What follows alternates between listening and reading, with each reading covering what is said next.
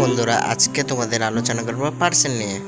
সেই সাথে থাকছে আরও পার্সনের প্রকারভেদ, পার্সনের উদাহরণ, তারপর পার্সনের ব্যবহার এবং পার্সনের দিয়ে সেন্টেন্স তৈরি।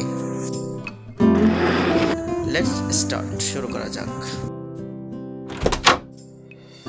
পার্সন তিন প্রকার: first person, second person, third person.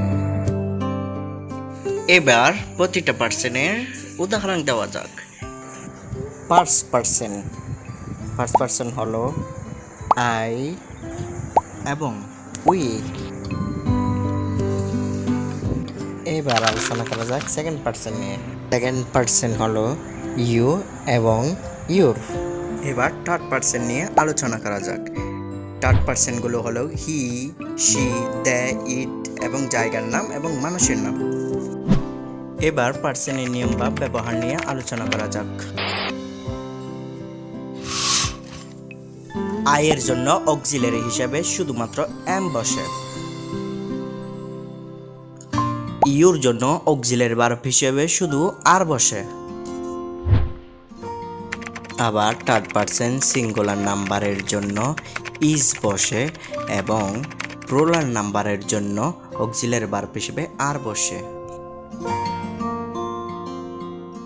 চলো এবার আমরা কয়েকটা অ্যাডভান্স রুল সম্পর্কে জানি।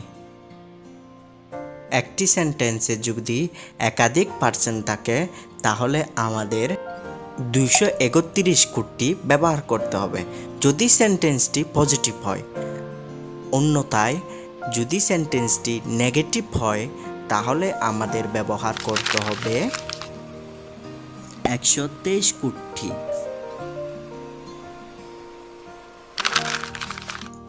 বিশেষ দ্রষ্টব্য: থার্ড পার্সন সিঙ্গুলার নাম্বারের পরে মেইন ভার্বের শেষে এস বাই ইএস যুক্ত হবে। এই রকম ইন্টারেস্টিং ভিডিও পেতে আমাদের চ্যানেলটিকে সাবস্ক্রাইব এবং ভিডিওটি ভালো লাগলে শেয়ার করুন। আল্লাহ হাফেজ।